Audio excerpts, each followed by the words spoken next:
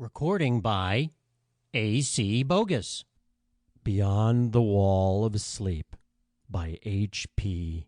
Lovecraft. I have often wondered if the majority of mankind ever paused to reflect upon the occasionally titanic significance of dreams, and of the obscure world to which they belong. Whilst the greater number of our nocturnal visions are perhaps no more than faint and fantastic reflections of our waking experiences, Freud to the contrary with his puerile symbolism, there are still a certain remainder whose immundane and ethereal character permit of no ordinary interpretation, and whose vaguely exciting and disquieting effect suggests possible minute glimpses into a sphere of mental existence no less important than physical life, yet separated from that life by an all but impassable barrier. From my experience, I cannot doubt but that man, when lost to terrestrial consciousness, is indeed sojourning in another and uncorporeal life, of far different nature from the life we know, and of which only the slightest and most indistinct memories linger after waking. From those blurred and fragmentary memories we may infer much, yet prove little. We may guess that in dreams life, matter, and vitality, as the earth knows such things, are not necessarily constant, and that time and space do not exist as our waking selves comprehend them. Sometimes I believe that this less material life is our truer life, and that our vain presence on this terraqueous globe is itself secondary or merely virtual phenomenon.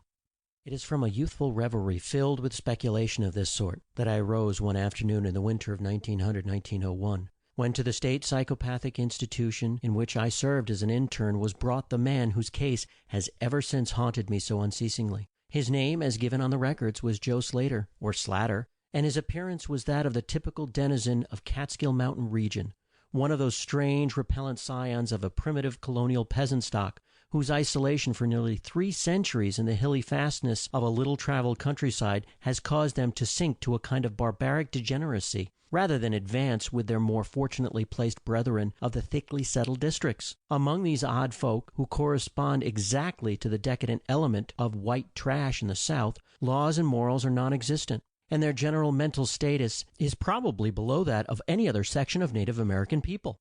Joe Slater, who came to the institution in the vigilant custody of 4 state policemen, and who was described as a highly dangerous character, certainly presented no evidence of his perilous disposition when I first beheld him. Though well above the middle stature and of somewhat brawny frame, he was given an absurd appearance of harmless stupidity by the pale sleepy blueness of his small watery eyes, the scantiness of his neglected and never shaven growth of yellow beard, and the listless drooping of his heavy nether lip. His age was unknown, since among his kind neither family records nor permanent family ties exist, but from the baldness of his head in front and from the decayed condition of his teeth, the head surgeon wrote him down as a man of about 40. From the medical and court documents we learned all that could be gathered from his case. This man, a vagabond, hunter, and trapper, had always been strange in the eyes of his primitive associates. He had habitually slept at night beyond the ordinary time, and upon waking would often talk of unknown things in a manner so bizarre as to inspire fear even in the hearts of an unimaginative populace. Not that his form of language was all that unusual, for he never spoke save in the debased patois of his environment, but the tone and tenor of his utterances were of such mysterious wildness that none might listen without apprehension. He himself was generally as terrified and baffled as his auditors, and within an hour after awakening would forget all that he had said, or at least all that had caused him to say what he did, relapsing into a bovine, amiable normality like that of the other hill-dwellers. As Slater grew older, it appeared his mutating aberrations had gradually increased in frequency and violence, till about a month before his arrival at the institution had occurred the shocking tragedy which caused his arrest by the authorities. One day near noon, after a profound sleep begun in a whiskey debauch at about 5 of the previous afternoon, the man had roused himself most suddenly, with ululations so horrible and unearthly they brought several neighbors to his cabin, a filthy sty where he dwelt with a family as indescribable as himself.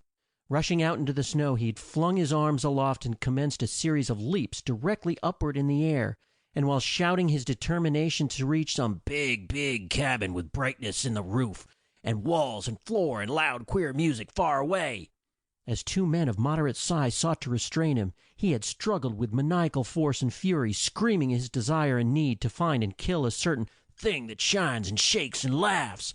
At length, after temporarily felling one of his detainers with a sudden blow, he had flung himself upon the other in a demonic ecstasy of bloodthirstiness, shrieking fiendishly that he would jump high in the air and burn his way through anything that stopped him. Family and neighbors had now fled in a panic, and when the more courageous of them returned, Slater was gone, leaving behind an unrecognizable pulp-like thing that had been a living man but an hour before. None of the mountaineers had dared to pursue him, and it is likely that they would have welcomed his death from the cold, but when several mornings later they heard his screams from a distant ravine, they realized that he had somehow managed to survive, and that his removal in one way or another would be necessary. Then had followed an armed searching party, whose purpose, whatever it may have been originally, became that of a sheriff's posse after one of the seldom popular state troopers had, by accident, observed, then questioned, and finally joined the seekers. On the third day Slater was found unconscious in the hollow of a tree, and taken to the nearest jail, where alienists from Albany examined him as soon as his senses returned. To them he told a simple story. He had, he said, gone to sleep one afternoon about sundown after drinking too much liquor. He had awakened to find himself standing bloody-handed in the snow before his cabin, the mangled corpse of his neighbor Peter Slater at his feet. Horrified, he had taken to the woods in a vague effort to escape from the scene of what must have been his crime. Beyond these things he seemed to know nothing, nor could the expert questioning of his interrogators bring out a single additional fact. That night Slater slept quietly, and the next morning he awakened with no singular feature save a certain alteration of expression. Dr. Barnard, who had been watching the patient, thought he noticed in the pale blue eyes a certain gleam of peculiar quality, and in the flaccid lips an all but imperceptible tightening, as if of intelligent determination. But when questioned, Slater relapsed into the habitual vacancy of the mountaineer, and only reiterated what he had said on the preceding day. On the third morning occurred the first of the man's mental attacks. After some show of uneasiness in sleep, he burst forth into a frenzy so powerful that the combined efforts of 4 men were needed to bind him in a straitjacket. Alienists listened with keen attention to his words, since their curiosity had been aroused to a high pitch by the suggestive yet mostly conflicting and incoherent stories of his family and neighbors. Slater raved for upwards of 15 minutes, babbling in his backwoods dialect of green edifices of light, oceans of space, strange music, and shadowy mountains and valleys. But most of all did he dwell upon some mysterious blazing entity that shook and laughed and mocked at him. This vast, vague personality seemed to have done him a terrible wrong, and to kill it in triumphant revenge was his paramount desire. In order to reach it, he said, he would soar through abysses of emptiness, burning every obstacle that stood in his way. Thus ran his discourse, until with the greatest suddenness he ceased. The fire of madness died from his eyes, and in dull wonder he looked at his questioners and asked why he was bound. Dr. Barnard unbuckled the leather harness and did not restore it till night, when he succeeded in persuading Slater to don it of his own volition for his own good. The man had now admitted that he sometimes talked queerly, though he knew not why. Within a week or two more attacks appeared, but from them the doctors learned little. On the source of Slater's visions they speculated at length, for since he could neither read nor write, and had apparently never heard a legend or fairy tale, his gorgeous imagery was quite inexplicable. That it could not come from any known myth or romance was made especially clear by the fact that the unfortunate lunatic expressed himself only in his own simple manner. He raved of things he did not understand and could not interpret, things which he claimed to have experienced, but which he could not have learned through any normal or connected narration. The alienists soon agreed that abnormal dreams were the foundation of the trouble, dreams whose vividness could for a time completely dominate the walking mind of this basically inferior man. With due formality, Slater was tried for murder, acquitted on the ground of insanity, and committed to the institution wherein I held so humble a post. I have said that I am a constant speculator concerning dream life, and from this you may judge of the eagerness with which I applied myself to the study of the new patient as soon as I had fully ascertained the facts of his case. He seemed to sense a certain friendliness in me, born no doubt of the interest I could not conceal and the gentle manner in which I questioned him. Not that he ever recognized me during his attacks, when I hung breathlessly upon his chaotic but cosmic word pictures, but he knew me in his quiet hours, when he would sit by his barred window weaving baskets of straw and willow, and perhaps pining for the mountain freedom he could never again enjoy. His family never called to see him. Probably it had found another temporary head, after the manner of decadent mountain folk. By degrees I commenced to feel an overwhelming wonder at the mad and fantastic conceptions of Joe Slater. The man himself was pitiably inferior in mentality and language alike, but his glowing, titanic visions, though described in a barbarous, disjointed jargon, were assuredly things which only a superior or even exceptional brain could conceive how. I often asked myself, could the stolid imagination of a Catskill degenerate conjure up sights whose very possession argued a lurking spark of genius? How could any backwards dullard have gained so much as an idea of those glittering realms of supernal radiance and space about which Slater ranted in his furious delirium? More and more I inclined to the belief that in the pitiful personality who cringed before me lay the disordered nucleus of something beyond my comprehension, something infinitely beyond the comprehension of my more experienced but less imaginative medical and scientific colleagues. And yet I could extract nothing definite from the man. The sum of all my investigation was that in a kind of semi-corporeal dream life Slater wandered or floated through resplendent and prodigious valleys, meadows, gardens, cities, and palaces of light, in a region unbounded and unknown to man, that there he was no peasant or degenerate, but a creature of importance and vivid life, moving proudly and dominantly, and checked only by a certain deadly enemy, who seemed to be a being of visible yet ethereal structure, and who did not appear to be of human shape, since Slater never referred to it as a man or as aught save a thing. This thing had done Slater some hideous but unnamed wrong, which the maniac of maniac he were yearned to avenge. From the manner in which Slater alluded to their dealings, I judged that he and the luminous thing had met on equal terms, that in his dream existence the man was himself a luminous thing of the same race as his enemy. This impression was sustained by his frequent references to flying through space and burning all that impeded his progress. Yet these conceptions were formulated in rustic words wholly inadequate to convey them, a circumstance which drove me to the conclusion that if a dream world indeed existed, oral language was not its medium for the transmission of thought.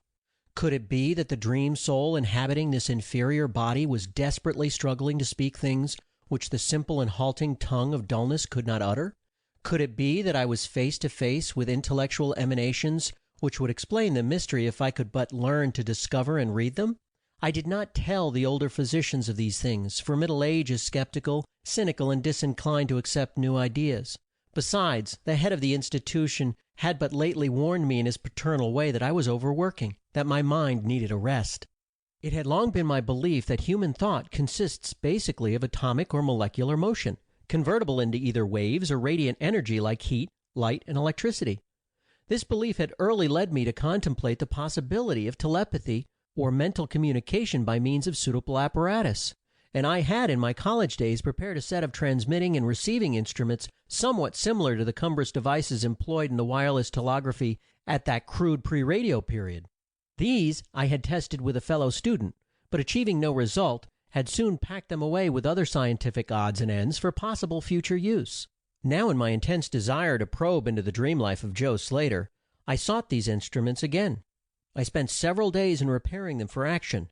When they were complete once more, I missed no opportunity for their trial. At each outburst of Slater's violence, I would fit the transmitter to his forehead and the receiver to my own, constantly making delicate adjustments for the various hypothetical wavelengths of intellectual energy.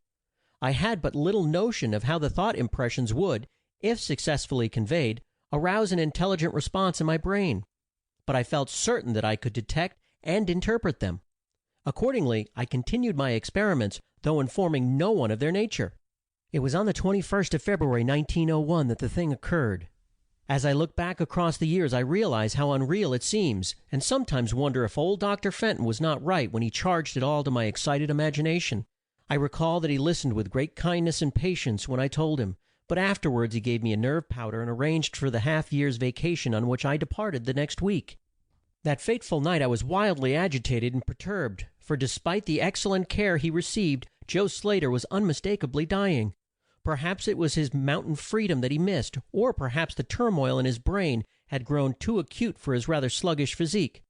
But at all events the flame of vitality flickered low in the decadent body.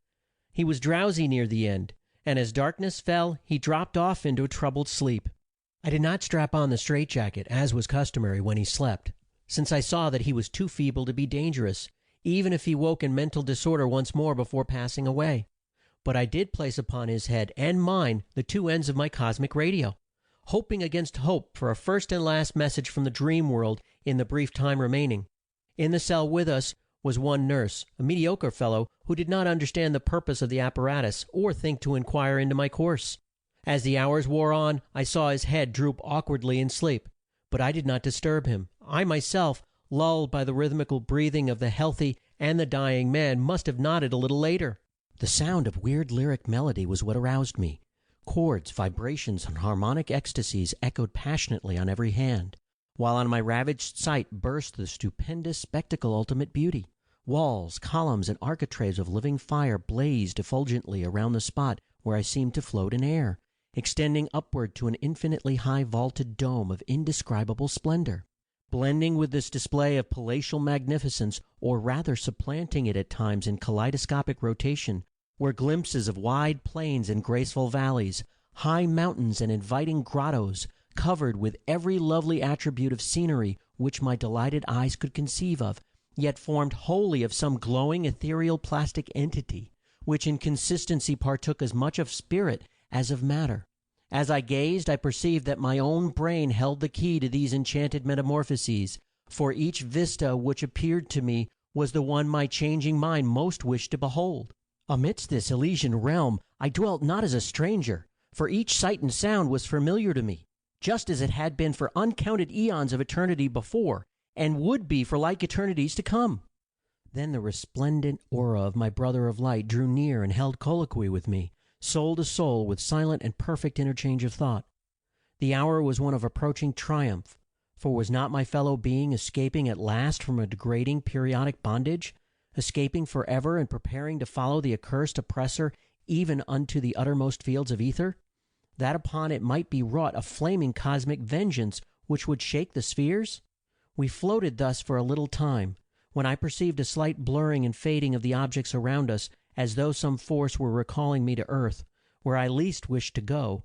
The form near me seemed to feel a change also, for it gradually brought its discourse toward a conclusion, and itself prepared to quit the scene, fading from my sight at a rate somewhat less rapid than that of the other objects.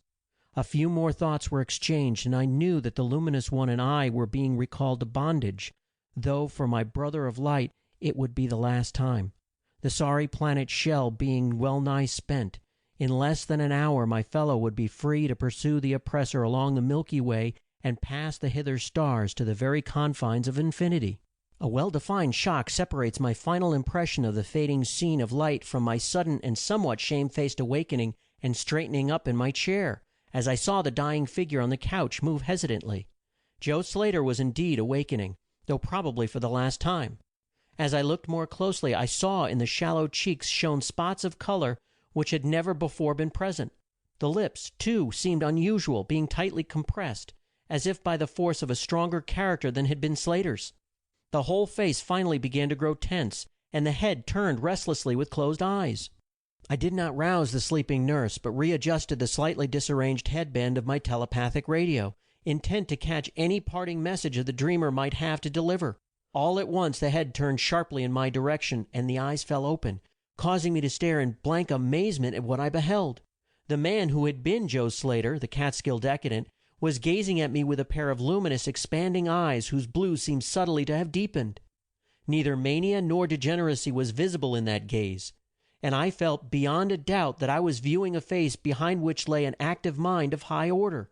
At this juncture my brain became aware of a steady external influence operating on it. I closed my eyes to concentrate my thoughts more profoundly, and was rewarded by the positive knowledge that my long-sought mental message had come at last. Each transmitted idea formed rapidly in my mind, and though no actual language was employed, my habitual association of conception and expression was so great that I seemed to be receiving the message in ordinary English. "Joe Slater is dead," came the soul-petrifying voice of an agency from beyond the wall of sleep. My opened eyes sought the couch of pain and curious horror, but the blue eyes were still calmly gazing, and the countenance was still intelligently animated. "He is better dead. for he was unfit to bear the active intellect of cosmic entity. His gross body could not undergo the needed adjustments between ethereal life and planet life. He was too much an animal, too little a man. Yet it is through his deficiency that you have come to discover me, for the cosmic and planet souls rightly should never meet. He has been in my torment and diurnal prison for 42 of your terrestrial years. I am an entity like that which you yourself become in the freedom of dreamless sleep. I am your brother of light, and have floated with you in the effulgent valleys. It is not permitted me to tell your waking earth self of your real self, but we are all roamers of vast spaces and travelers in many ages. Next year I may be dwelling in the Egypt which you call ancient, or in the cruel empire of Tsan Chang, which is to come 3,000 years hence. You and I have drifted to worlds that reel about the red Arcturus, and dwelt in the bodies of insect philosophers that crawl proudly over the fourth moon of Jupiter. How little does the earth's self know life in its extent, how little indeed ought it to know for its own tranquillity. Of the oppressor I cannot speak. You on earth have unwittingly felt its distant presence. You, who without knowing idly gave the blinking beacon the name of Algol, the demon star. It is to meet and conquer the oppressor that I have vainly striven for eons, held back by bodily encumbrances. Tonight I go as a nemesis bearing just and blazingly cataclysmic vengeance. Watch me in the sky close by the demon star. I cannot speak longer, for the body of Joe Slater grows cold and rigid, and the coarse brains are ceasing to vibrate as I wish. You have been my only friend on this planet, the only soul to sense and seek for me within the repellent form which lies on this couch. We shall meet again, perhaps in the shining mists of Orion's sword, perhaps on a bleak plateau in prehistoric Asia, perhaps in unremembered dreams tonight, perhaps in some other form an eon hence when the solar system shall have been swept away. At this point the thought waves abruptly ceased. The pale eyes of the dreamer, or can I say dead man, commenced to glaze fishily. In a half stupor I crossed over to the couch and felt of his wrist, but found it cold, stiff, and pulseless. The sallow cheeks paled again, and the thick lips fell open, disclosing the repulsively rotten fangs of the degenerate Joe Slater. I shivered, pulled a blanket over the hideous face, and awakened the nurse. Then I left the cell and went silently to my room. I had an instant and unaccountable craving for a sleep whose dreams I should not remember. The climax? What plain tale of science can boast of such a rhetorical effect? I have merely set down certain things appealing to me as facts, allowing you to construe them as you will. As I have already admitted, my superior, old Dr. Fenton, denies the reality of everything I have related. He vows that I was broken down with nervous strain, and badly in need of a long vacation on full pay, which he so generously gave me. He assures me on his professional honor that Joe Slater was but a low-grade paranoiac, whose fantastic notions must have come from the crude hereditary folk tales which circulated in even the most decadent of communities. All this he tells me, yet I cannot forget what I saw in the sky on the night after Slater died. Lest you think me a biased witness, another pen must add this final testimony, which may perhaps supply the climax you expect. I will quote the following account of the star Nova Persei verbatim from the pages of the eminent astronomical authority, Professor Garrett P. Serviss. On February 22, 1901, a marvelous new star was discovered by Dr. Anderson of Edinburgh, not very far from Algol. No star had been visible at that point before.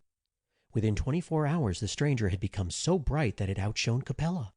In a week or two, it had visibly faded, and in the course of a few months, it was hardly discernible with the naked eye. The end of Beyond the Wall of Sleep.